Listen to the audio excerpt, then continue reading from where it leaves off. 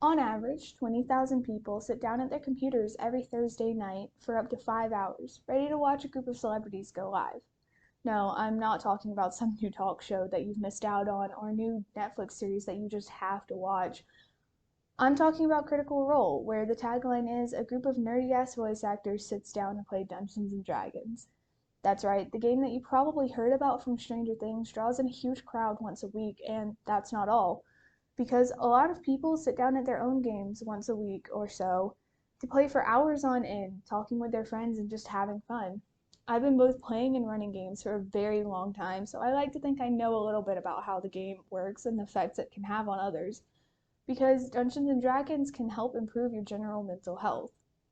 These games improve social skills and mental health by allowing people to work out things going on in their lives, work with teammates on problem solving, and allowing a safe place for people to be themselves.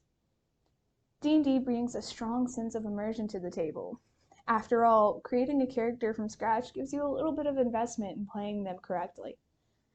D&D allows people to work through their problems in a healthy way, oftentimes allowing them to discover something new about themselves or try something out that they would otherwise be unable to do. With the right people, it's a very immersive experience. Lots of people will get extremely into character during the roleplay sections of the game, which makes up about 90% of any given session. An owner and founder of a school-based D&D program, Ian Slater, mentions in an article written about D&D's usage in schools that he's had multiple students play as genders other than their own assigned gender, allowing them to experience something that they otherwise wouldn't be able to. Many people write things about themselves into their characters even if they don't mean to. Sometimes this manifests as a perceived failing that their character either struggles with or can excel in, or maybe it's something in their character's backstory that mirrors something from their own past that they need to face, whether they realize it or not. This is common in games that I both run and play in. I'm guilty of it myself. My first and longest running character has severe issues with his self-confidence, something that I also struggle with. However, where I withdraw in and try to not talk to people, my character acts like he's the best person on earth, and that just reflects how I wish I could personally be dealing with my own problems. And that's an example of how people will work through their problems and things that they want to deal with through D&D. But while you may be working through your own personal problems through your character, so is everyone else at your table. And sometimes that means working your problems out together. Because really, D&D is a game about problem solving. Whether it's the best way to steal a relic of an ancient culture, undetected, how to get through a fight the easiest way, or how to get past a particularly tricky door. Side note, make sure that the door is actually locked before you spend an hour on it. But since this is a cooperative storytelling game, you can't really go off on your own and try to fix everything yourself. Much like in the real world, that probably won't work out the best for you. The act of working problems out together can help you form a group of people that you can depend on to help you out through thick and thin, as one teacher wrote about in a KQ Ed article, where she not only found that her students were more willing to help each other out with out-of-game problems after working through in-game problems together, but also found that her students developed a higher self-confidence in working through problems on their own after playing D&D. The game will also help bring these groups together and build each other up.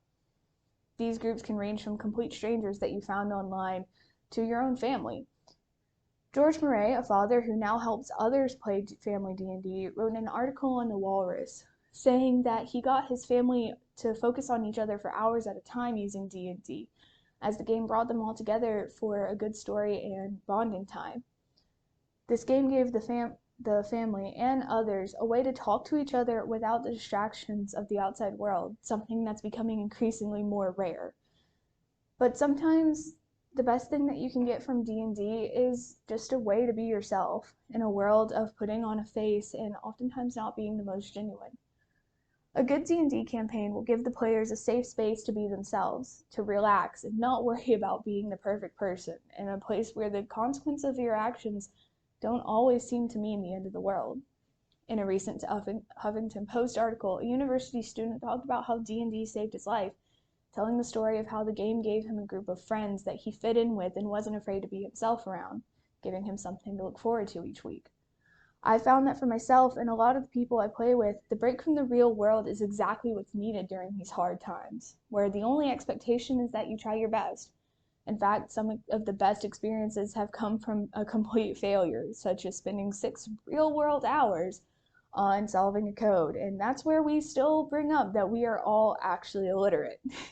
The goal of D&D isn't to be perfect or to be the best. It's just to do what you can and have fun while you do it. Now that you know about how mental health is affected by D&D, let's review the main points. That it helps mental health by letting you experience new things, work through your problems, solve some of those problems, and gives you a place to be yourself. Mental health in a world that is increasingly uncaring about it can be helped through D&D, giving players a safe place to explore and work out their problems without serious consequence. And all the mental benefits that come from having a regular seat at your D&D table can really prove why you should look into it playing it for yourself. There's even a club here at UGA, and I promise, it's not as scary as you think it is.